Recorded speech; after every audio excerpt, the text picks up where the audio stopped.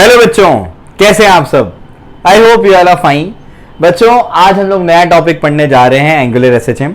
अब तक हमने लीनियर एसएचएम पढ़ लिया था, यानी पार्टिकल क्या कर रहा था, स्ट्रेट लाइन में सिंपल हार्मोनिक मोशन परफॉर्म कर रहा था, ऑसिलेट कर रहा था। अब जो है हम लोग क्या करेंगे, अभी हम लोग एंगल में सिंपल हार्मोनिक मोशन देखेंगे। एंगल में कैसे होगा, तो एंगल में समझने के लिए आपको क्या करना पड़ेगा, एक पेंडुलम समझना पड़ेगा। जैसे आपने वहां पर सिंपल पेंडुलम पढ़ा था, बहुत छोटे ऑसिलेशंस के लिए आपने क्या माना था, उसको लीनियर एसएचएम माना था। बिल्कुल वैसे ही यहाँ पर आपको समझना पड़ेगा टॉर्शनल पेंडुलम क्या होता है या टॉर्शनल ऑसिलेशंस क्या होता है।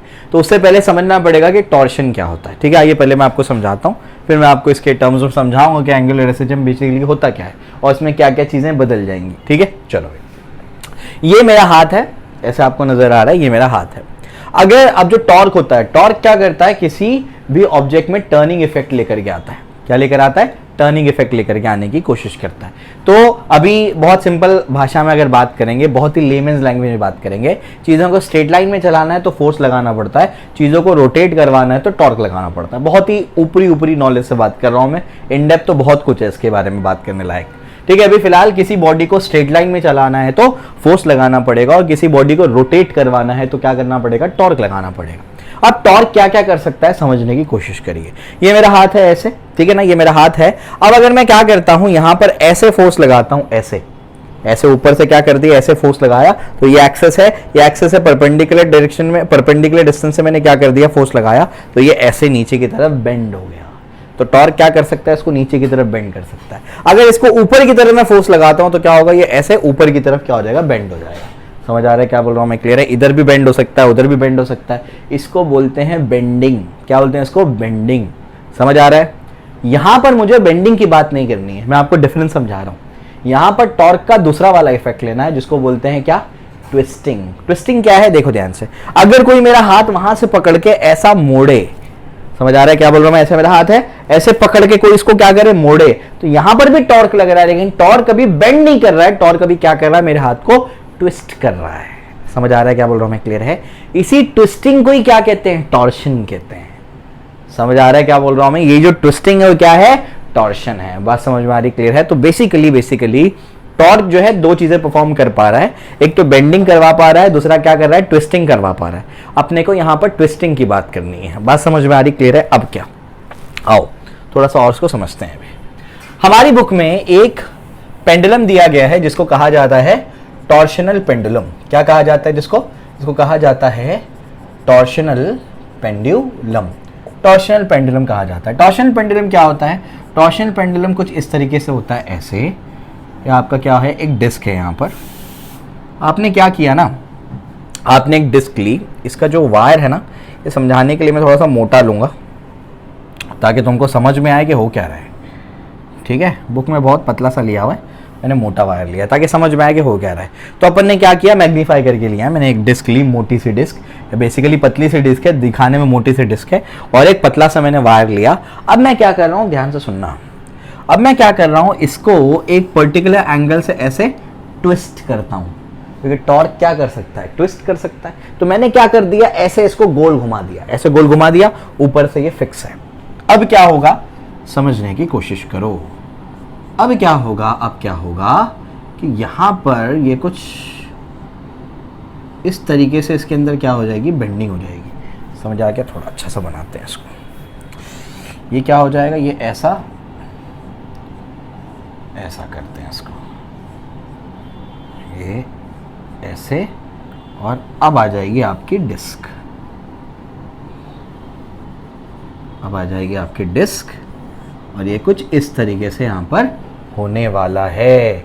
समझ आ रहा है क्या बोल रहा हूं मैं, क्लियर है। तो बेसिकली हो क्या रहा है, बेसिकली यहां पर ऐसे हो जा रहा है। ये कैसे हो गया पता है, वो टावल निचोड़ते नहीं हम लोग, या फिर कपड़े निचोड़ते हैं वॉशिंग मशीन से निकलने के बाद। जैसे वॉशिंग मशीन से निकालते हैं कपड़ों को, उसके बाद क्या करते हैं, पानी को उसके अंदर से निचोड़ते हैं। समझ में आ गया। भले आजकल सूख करके आते हैं कपड़े, लेकिन फिर भी थोड़ा बहुत तो निचोड़ना पड़ता ही है। ठीक है ना, चलो भाई। तो बेसिकली ये क्या हो जाएगा, इसके अंदर ऐसी ट्विस्टिंग हो गई। तो आपने इसको ऐसे एंगल से क्या कर दिया, थीटा से रोटेट कर दिया है ना, इसके अंदर ट्विस्टिंग हो गई। उसी ट्विस्टिंग को क्या कहेंगे हम लोग, टॉर्शन, है ना। हमने इसके अंदर क्या कर दिया, टॉर्शन लेकर आया। टॉर्क ने क्या किया, टॉर्शन लेकर आया। अब क्या, अब ये यहां जाकर के ऐसे मोड़ मोड़ के टूट थोड़ी जाएगा।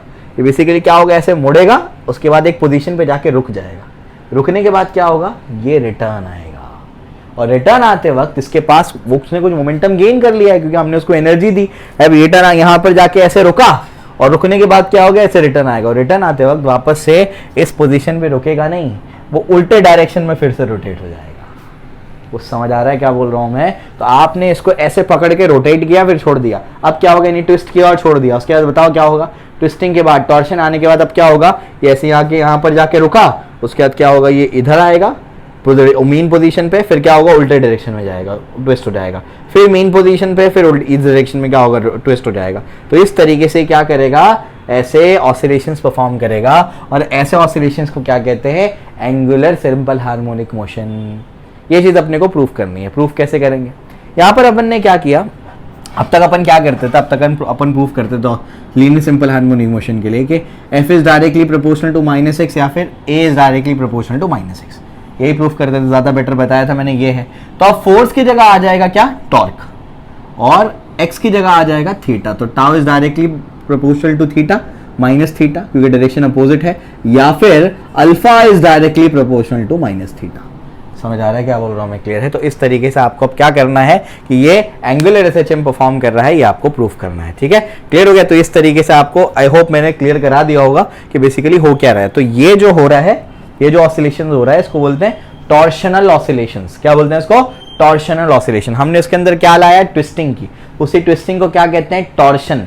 इस पेंडुलम को क्या बोलते हैं, टॉर्शनल पेंडुलम, और इस ऑसिलेशन को क्या कहते हैं, टॉर्शनल ऑसिलेशंस। क्या कहते हैं, टॉर्शनल ऑसिलेशंस कहते हैं। बात समझ में आ रही, क्लियर है?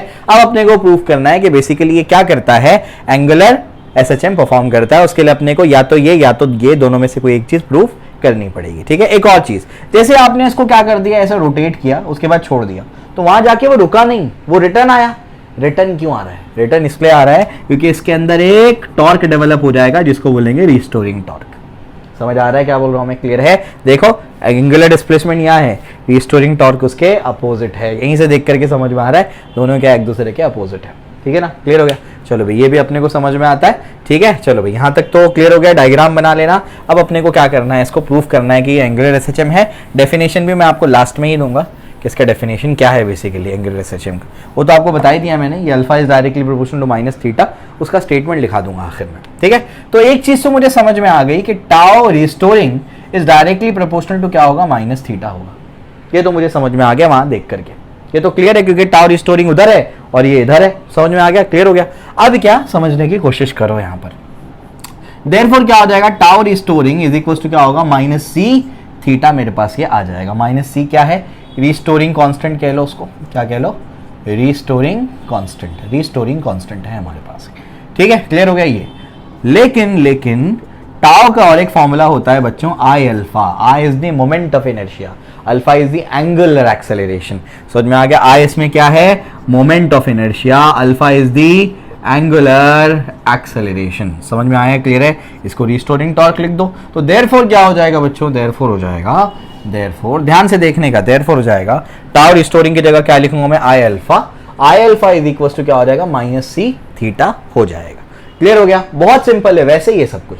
तो देयरफॉर क्या हो जाएगा, अल्फा क्या है, अल्फा है एंगुलर एक्सेलरेशन। मुझे बताओ लीनियर एक्सेलरेशन को क्या ऐसे लिख सकते थे, D square x by d t square, पहला लेक्चर याद आ रहा होगा, लीनियर एक्सेलरेशन को ऐसा लिख सकते हैं। तो एंगुलर एक्सेलरेशन को लिख सकते हैं D square theta by d t square. समझ आ रहा है क्या बोल रहा हूं मैं, क्लियर है?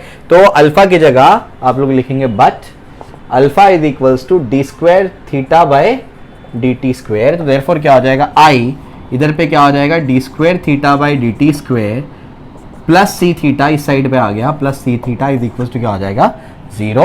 समझ में आ गई बात, क्लियर है? अब मैं क्या करता हूँ, आई को दोनों साइड से, पूरे इक्वेशन को आई से डिवाइड कर देता हूँ। जैसे डिवाइड करूंगा तो यहाँ से आई हट जाएगा। समझ में आ गया? तो d square theta by d t square plus c theta divided by क्या हो जाएगा, आई, या फिर सी बाय आई थीटा लिखो, C by I theta is equals to 0। बच्चों इसको कहते हैं differential equation of angular SHM. वैसे कुछ फील आ रहा है? अरे भाई था ना ये d square x by d t square plus omega square x equals to क्या, 0। समझ आ गया? ये वैसे ही कुछ तो है, d square theta by d t square plus c by into theta is equals to क्या होगा, 0। इसको कहेंगे differential equation of angular SHM. Differential equation क्या होती है, डिफरेंशियल इक्वेशन एक ऐसी इक्वेशन होती है जिसमें डेरिवेटिव का टर्म आता है, समझ में आ गया, लेमेंस लैंग्वेज में तो यही बोल सकते हैं इसको, ठीक है। तो टॉर्शन पेंडुलम में हमने क्या कर दिया, differential equation of angular SHM क्या कर दिया हमने यहाँ पर बता दिया, ठीक है। ये भी अपने को पता है कि बेसिकली ये क्या कर रहा है, एंगुलर एसएचएम परफॉर्म कर रहा है, वो भी मैंने आपको ये बता ही दिया था, यहाँ से देख करके हमको समझ में आ ही गया कि वो क्या कर रहा है, एंगुलर एसएचएम परफॉर्म कर रहा है। अब उसका डेफिनेशन में भी लिखा देता हूँ आप लोगों को, उसका डेफिनेशन क्या है। डेफिनेशन चाहे तो आप पहले भी लिख सकते हो, बाद में लिख लो, कोई दिक्कत की बात नहीं, एक ही बात है, ठीक है। चलो भाई, तो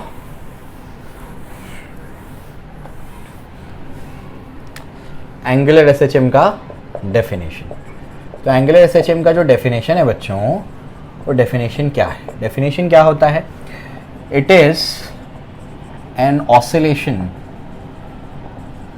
इन which, it is an oscillation in which, जिसमें क्या होता है, जिसमें the restoring torque is directly proportional, ये अल्फा नहीं है क्या, is directly proportional to the angular displacement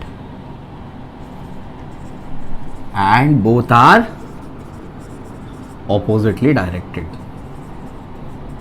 समझ में आ गया, डेफिनेशन याद कर लेना, इंपॉर्टेंट है ये, ठीक है। एंगुलर एसएचएम पुराने सिलेबस में नहीं था, ठीक है, इस साल डाला है उन लोगों ने, तो आपको पढ़ना है, ये इंपॉर्टेंट टॉपिक है, ठीक है। It is an oscillation in which restoring torque is directly proportional to the angular displacement and both are oppositely directed. समझ में आ गया, दोनों अपोजिटली डायरेक्टेड थे, ठीक है, क्लियर हो गया। तो ये अपने को समझ में आ रहा है, एंगुलर एसएचएम का अपन ने क्या कर दिया, डेफिनेशन यहाँ पर लिख दिया। अब वही चीज है ना, restoring torque is directly proportional to minus theta, या फिर क्या बोलो, alpha is directly proportional to minus theta. समझ में आ गया ये, ठीक, क्लियर है, ये ज़्यादा बेटर कंडीशन है अकॉर्डिंग टू मी, ठीक है, बताया था पहले भी मैंने आपको। अब आगे बढ़ते हैं इसमें, ठीक है। चलो भाई, डेफिनेशन भी तुमको दे दिया मैंने। अब इसके बाद और क्या बचा है, टाइम पीरियड निकालना बच गया है, टाइम पीरियड बता देता हूँ मैं। टाइम पीरियड का फॉर्मूला क्या है बच्चों, टाइम पीरियड का फॉर्मूला होता है 2π/ω। क्या फॉर्मूला होता है, 2π/ω, ये हमारे पास फॉर्मूला है।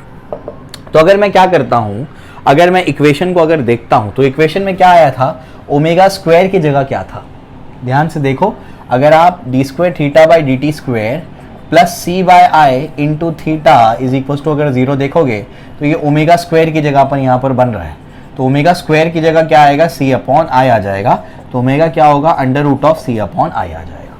बात समझ में आ रही क्या बोल रहा हूँ मैं, क्लियर है। तो यहाँ पर क्या हो जाएगा, 2π कुछ रटा नहीं रहा हूँ मैं, सब लॉजिकल है, ये ओमेगा स्क्वायर, उससे से कंपेयर करो, ये ओमेगा स्क्वायर ऐसे भी तो लिखा जा सकता है, ठीक है। बेसिकली यहाँ पर ये एंगुलर फ्रीक्वेंसी है, तो वैसे लिख सकते हैं उसको, plus omega square theta is equals to 0।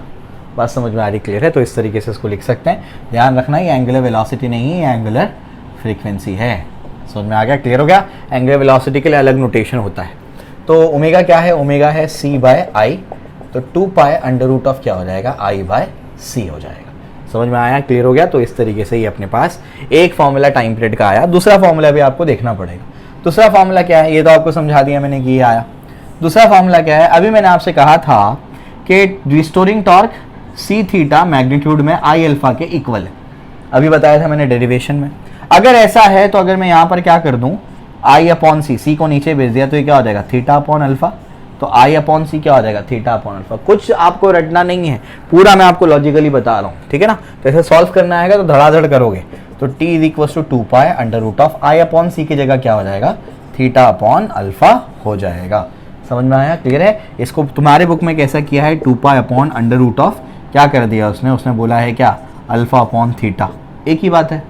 इसको आप क्या कर दोगे, इसको तुम ऐसे बाहर लिखोगे तो वो क्या होगा, डिनोमिनेटर का डिनोमिनेटर क्या होगा, न्यूमरेटर से मल्टीप्लाई हो जाएगा, तो थीटा अपॉन अल्फा ही हो जाएगा। तो एक ही बात है, घबराना नहीं बिल्कुल भी हो। समझ में आया, क्लियर है। तो यही तुम्हारा एंगुलर एसएचएम का पार्ट है। डेफिनेशन भी तुमको बता दिया मैंने, और इसमें मुझे नहीं लगता कुछ बताने की ज़रूरत है। एक्स्ट्रा जो भी था वो मैंने यहाँ पर कवर कर लिया है।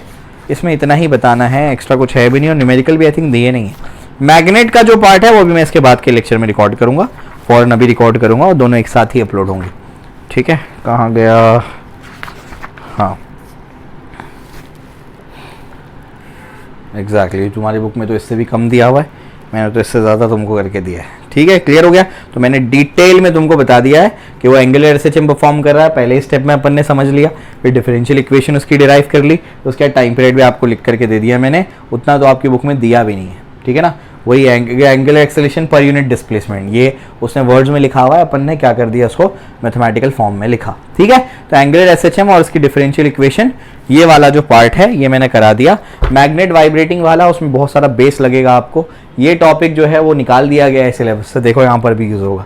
अभी छोटी छोटी चीज़ें जो उसमें रिक्वायर्ड है वो सब बताऊंगा इसके बाद के लेक्चर में, ठीक है। आई होप आपको समझ में आया होगा, तो कमेंट सेक्शन में हमको बताइए अच्छा लगा, बुरा लगा, कैसा लगा लेक्चर, और अपने दोस्तों के साथ में उसको शेयर करिए ताकि हम ज़्यादा से ज़्यादा लोगों की मदद कर पाएँ। Okay, thank you.